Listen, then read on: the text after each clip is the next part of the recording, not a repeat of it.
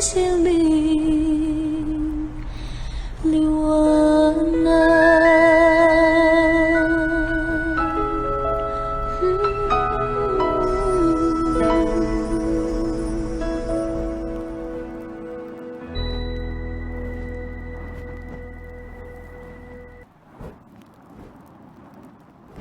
Muslims are saying, Allah doesn't need anything.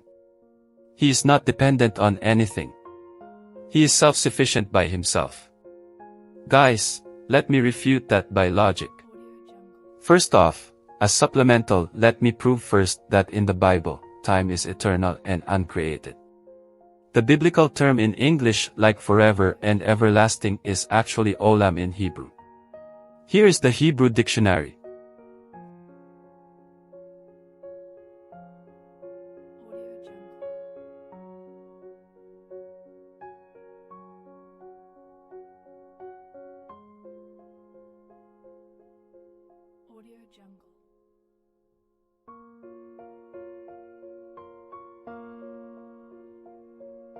So olam means time out of mind, past or future, practically eternity.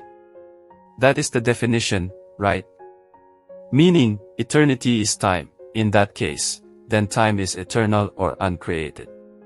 Thus when the book of Psalms say, from everlasting to everlasting you are God, it should be understood as, from time eternal to time eternal you are God. Indeed, time is eternal. Yet, with regards to God, it's the same throughout. He is not affected by time. He is not reckoned by time. It's simply the same throughout, yet there is time. Meaning, not everything in this world are created by God. He didn't create everything. That is, biblically speaking. Secondly, space too is eternal and uncreated. This is reality, no matter what religion you are in. The logical implication of space is that it's eternal, because if not, then how did God move in transit without space? Was he stationary or steady without moving? Nope. God moved. That is a rational way to consider. God moved. God was in transit. On this regards, even Allah, if he was the true God, must have moved. Allah did make a transition point from point A to point B, and such thing must be space. This is logic. Space coexisted with Allah, because without space, how did he move from point A to point B? A transit point from point A to point B is space. Therefore, there was space that Allah needed before he can move, because if there was no space, then how did he move? Was Allah steady in its place or not? If not, then there was space. If there was space, then he cannot move if he didn't need space. The mere fact that he moved in transit was because he needed space to move. He was dependent on space in order to move, because without space then he must have been steady and fixed and unmoving.